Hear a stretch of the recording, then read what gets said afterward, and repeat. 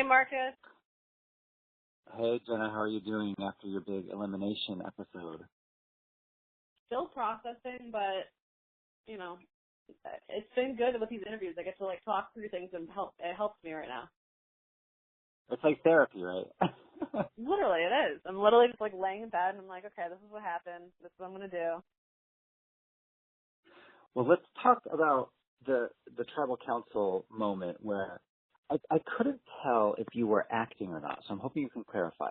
Did you really think Yes. you were going home, or did you think Jonathan was going home and you were kind of just playing that narrative? I 100% thought Jonathan was going home. I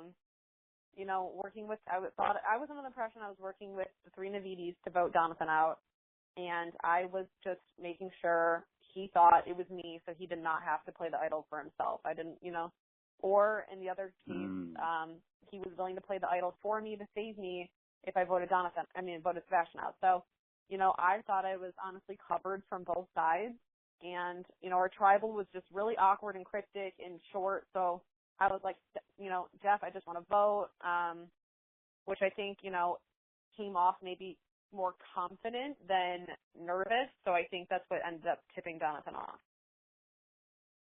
Yeah, because I'd love to talk to Jonathan and ask him why he didn't use it on you, because he said he would. I mean, we saw that in the episode. Something changed his mind. I want to know what that was.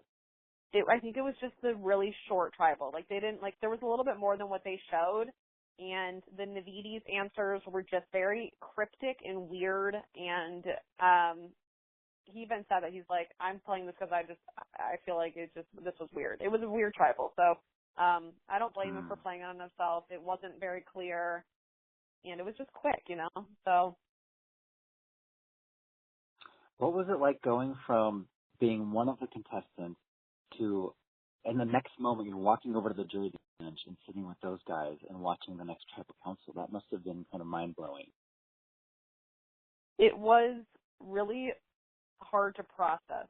Here I just went from trying to, stay in this game to now I'm, I had to walk past everyone that just voted me out and betrayed me, sit on the jury bench, have all these new players walk in for their tribal, and then have to watch Michael, be eliminated. So it was so much to process, but I think in a sense it helped me move past being bitter for too long. I think it just snapped me into this place of, okay, you're still in the game, you have power now, so let's focus and try to do that. So I don't know. I think it was negative, but also slightly positive for my mental state. And after Michael got voted out, everyone kind of stood up and hugged him, and you mentioned it, Desiree.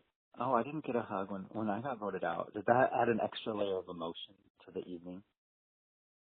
I think so. I think I was just making a point of, super proud of Michael. He played an amazing game, and those relationships that he built are so real. And I think my tribal was just very quick and almost like it didn't matter. It was like, okay, we're voting, it's quick. Jenna's voted out, and I don't know why I said that. I honestly think it was all these just emotions that I was still processing while sitting there, and it was just a comment I made to relieve any type of stress.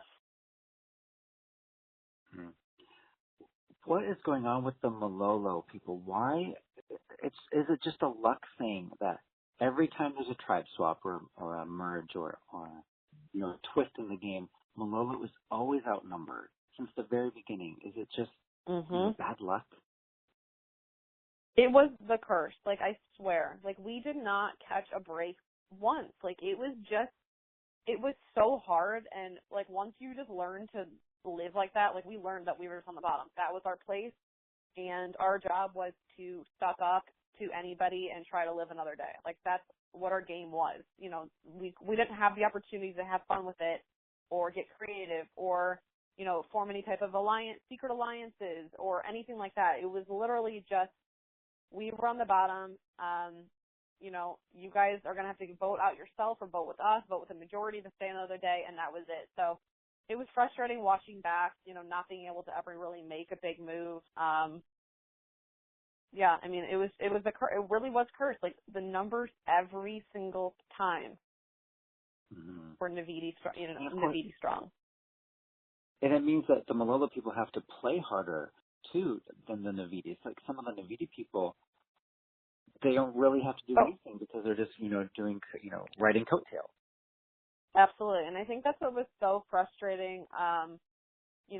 Early on when we were still on the Lolo and Michael, Brendan, and Stephanie and I, it was hard because it's like here you have these 4 people that are like fighting every single day with just nothing to, like, there's no movement. Like, we couldn't do anything. And then you see these Navidis that are literally just sitting in bed all day complaining about everything, complaining about it's hot, it's this, it's that, That was, I think, the most frustrating time in the whole game.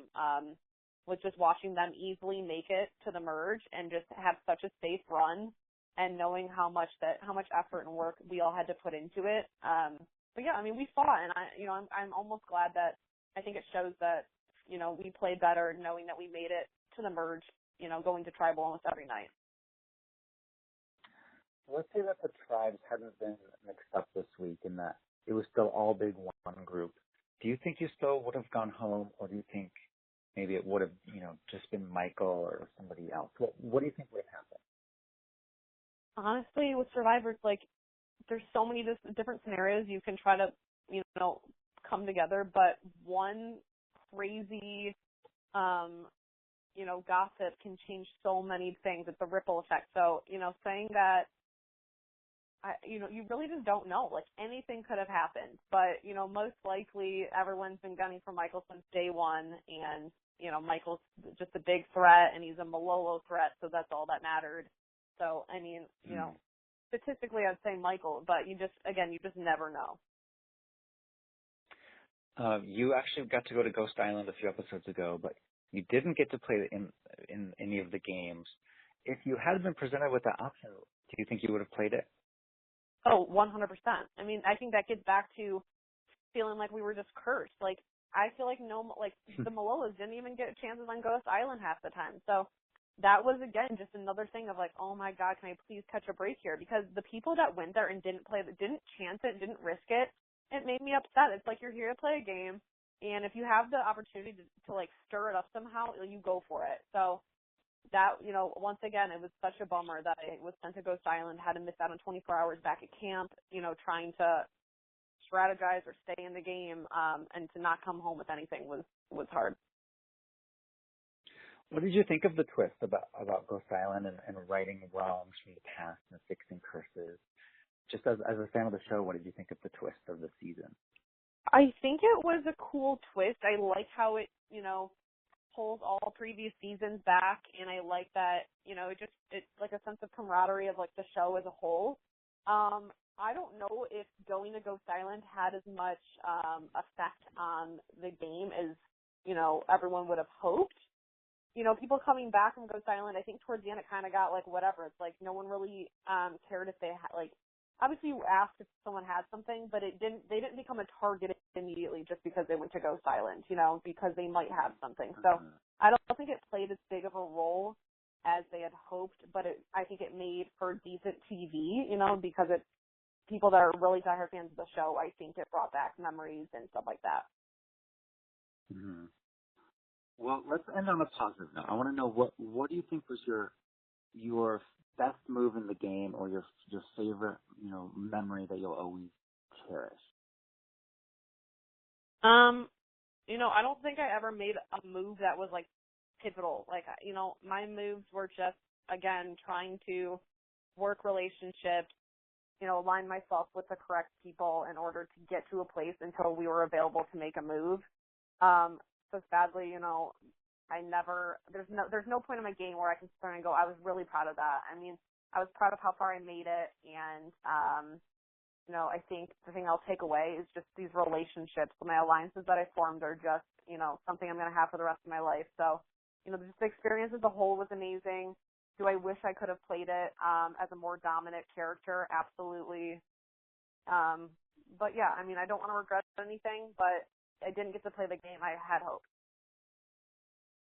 Are you excited for the finale? It's going to be just in a couple weeks here.